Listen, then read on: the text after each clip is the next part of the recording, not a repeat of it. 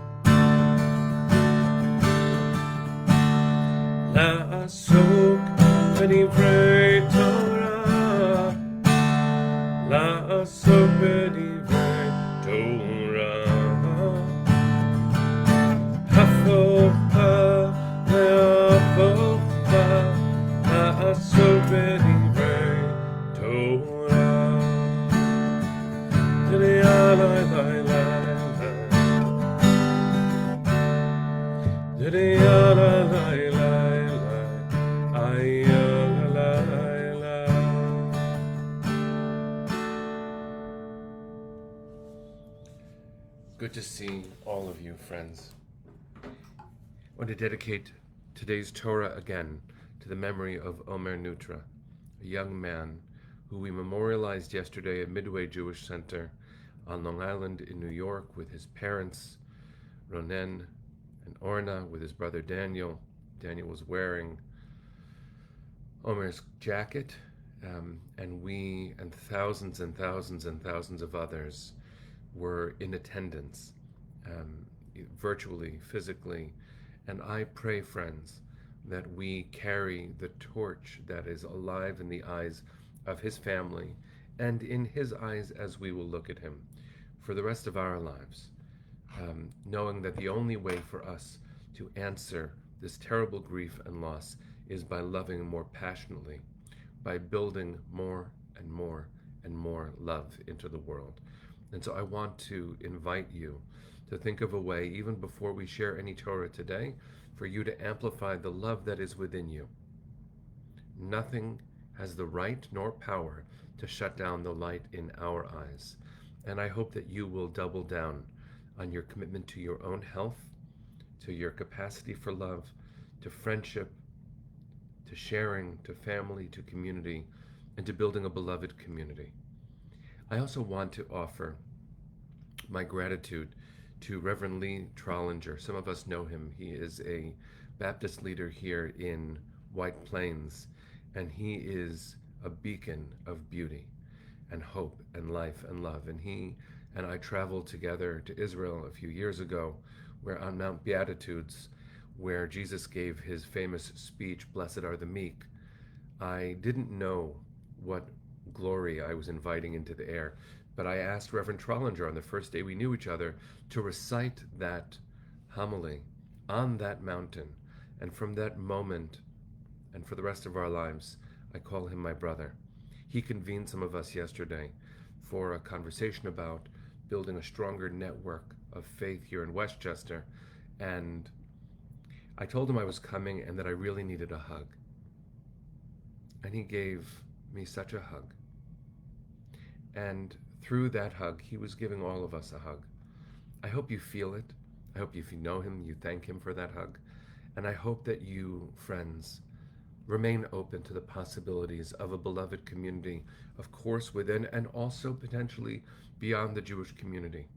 At the Wall Street dinner just 2 nights ago, I felt that power in the room. There were Jews and non-Jews and people who've been involved in the work and people who will now be involved in the work. And because we amplify, friends, because we amplify the good and the love, and because we take care of ourselves, we will have the capacity to receive hugs and to give them. We will demand dignity, nothing less. But I shouldn't be so wrapped up in my own trauma, reactivity, and the need for our tribal protection and safety that I wouldn't have made space for the possibilities of love. I invite you to experiment with that within yourself, to see where it might be possible to rebuild our neighborhoods and our communities. And trust is hard, but maybe to experiment with it. Try. Let love in, share love beyond, and maybe once in a while we'll be surprised and we'll find good friends within and beyond the tribe. Israel Campbell, I am sending you love. What a gift to see you. So, a little bit on this Parsha. It's Parshat Vayeitzei, and there's a lot in it. I've been focusing over and over, actually, as I teach the Parsha this week, on the first 2 psukim, the first 2 verses. Let me read them in Hebrew. I read them yesterday, but let them in. And I want to offer the translation in front of me, and then I also would like to offer a comment from the Talmud and make a suggestion for us. So, if you'd like to look it up later, it's Genesis chapter 28, verses 10 and 11. And here's the Hebrew. Vayeitzei Yaakov mi Beersheva vayelech Harana, vayifga b'makom, vayelen sham kiva hashemesh, vayikach me'avnei makom, vayasem me'arashotav, vayishkav b'makom hahu. Here's the translation. Jacob left Beersheva, and again, left is a very, very calm description of him running for his life. We know his backstory. We'll deal with it next year again. And he set out for Haran, the ancestral home where his mother was raised, where his grandfather had come from. He came upon a makom, a certain place. The unnamed place is important, and we'll come back to this in a moment. And he stopped there for the night, for the sun had set. Taking one of the stones of that place, he put it under his head and lay down in that place. And there is where he had his famous dream. The father of the most famous dreamer, Joseph. But this was Jacob. Jacob's time to dream. And he dreamt of a ladder. We'll talk about the ladder tomorrow. But what I wanted to point out was a curiosity at the beginning of verse 11. I'll read the Hebrew again. Vayifga b'makom, he encountered this makom, be it a place or God. Vayalen sham, and he rested there. Kiva hashemesh, because the sun had set. And for the commentators, often these kinds of turns of phrase grab our attention. Why would it have to say he stopped for the night because the sun had set? Just say he stopped for the night. So this is a comment in the Talmud. If you haven't learned Talmud before, it is in the year 600 CE. All you have to know is it is way later than the Torah. And it's an imaginative work. This is what we call agadah, or mythic sensibility, trying to fill in both the gaps in the text and sometimes the gaps in our own minds and the gaps we see around us with meaning. So this is straight out of Masechet Chulin. It's from the Babylonian Talmud, the book of Chulin, page 91b, if you'd like to look it up later. I'm just going to read a little bit. Rabbi Yitzchak said about this idea that the sun set so he rested, that the sun which set exclusively for him earlier than it was supposed to, like a winter's night, and also shone just for him in order to rectify the disparity created by the premature sunset, which means time shifted based on his need. It was God by miracle making the sun set when Jacob desperately needed to rest. And it's amazing. It's amazing to think of this. It's amazing to think of God intervening with time itself because Jacob needed to rest. He had been working really hard. He had been running and running and running. And friends, just to extrapolate from that, we know what that is like. To work and work and run and make effort after effort, and as has been the case recently, to be knocked down quite a few times, to be sad over and over, and to rise up over and over. How exhausting for all of us, and especially Ronen and Orna and Daniel, especially for Rachel and John, especially for the countless family members of hostages, for the people Israel. And I want to offer this as a blessing.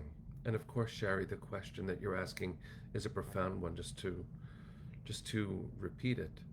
I can't help but wonder why God intervenes sometimes and other times she doesn't. I don't know. I don't know that this is meant to be taken literally. I remember along those lines, Shari, speaking with Rabbi Harold Kushner of blessed memory, when he was asked, where was God on 9/11? I was a senior rabbinical student at JTS in New York, and I remember talking with him about this, and he said, God was holding up the towers a little bit longer so that more people could get out. But of course, your question appears there too immediately. What about those who didn't get out? And so to those people that I've singled out by saying, of course, especially you, deserve the rest. Sharon, thank you for adding this. And of course, the family of fallen, as well as serving soldiers. Many of my friends have children right now fighting, called up for the 4th time to Miluim for reserves. And children considering serving in the army from beyond the boundaries of Israel are moved and inspired by these models. We are, as Jacob was, tired. So much so that he takes a rock and he places it under his head and it serves as a pillow. But I want to offer us 2 observations, both of them from Agadah, from legend, from the mythic sensibility. Number 1, that one that I read already, that maybe God made it dark a little bit earlier to give Jacob the necessary reminder that we must rest. We must rest. And also, friends, there's something very beautiful about a very small part of this. In the verse that we read, Jacob brought in me'avnei hamakom, stones from the place. But a few verses later, after he dreams and wakes up, I want you to hear this word. Vayashkem Yaakov baboker, he woke up in the morning. Vayikach et ha'even, and he took the stone. Suddenly the stones that he took as a pillow becomes one stone. And there's a beautiful suggestion that all of those stones, this is by Rabbi Yitzchak, still in the Talmud, as I was reading before, Chulin, page 91b, Rabbi Yitzchak says that all those stones gathered into one place, and each said, This righteous person, let him place his head on me. And it was taught all of them were absorbed, therefore, into one large rock. May we be blessed, friends, to all desire to be the comfort place, to be the resting place for those who have labored. May we find ourselves joined into one, strong enough and comforting enough, and maybe giving each other the chance to rest. So I would offer us, friends, that in all of our labors, in all of our work, in our well-earned weariness, because we can't truly rest. It's not really what's available right now, nor what's called for. But may we find ourselves with the gift of being supported and supporting in turn, offering hugs where they're welcome, receiving them when they're offered in love, and taking good care of ourselves so that we can take good care of each other and our people and our world. Part of how we do that is we sing. Part of how we do that is we send our hearts to the east. So take a second before we sing Hatikva. I'm not sure what you do when you sing Hatikva, but recently I've been placing my hand on my heart, not in this uber-nationalistic pledge of loyalty, which I think, of course, I feel for Am Yisrael and Medinat Yisrael, the people of Israel, and the state of Israel, but this is about self-care.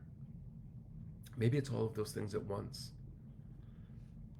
Maybe when we say Kol od balevav pnima, as long as in the heart, within us, pnima, nefesh Yehudi homia, there is a yearning Jewish soul. And for those of us who aren't Jewish, who are part of the community, friends, you are in this heart. I share mine with you. You have shared yours with us. This is what it is to be a beloved community. To be all of these different rocks who just want to be the pillow, and knowing that it's actually one pillow, one cushion, one support system, one heart. So let's take a breath, friends, and let's sing together.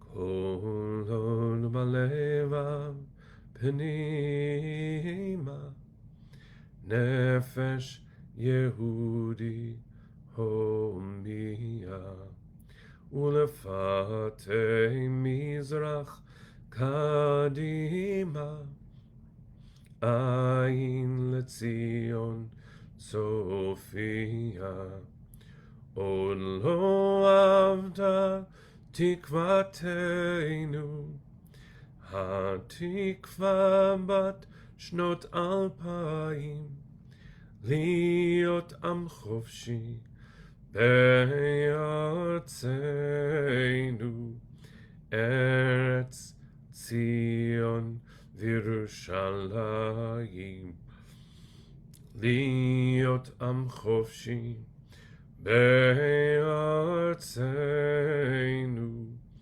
Eretz Zion v'Yerushalayim. Bring them home now. Am Yisrael Chai. See you tomorrow, my friends.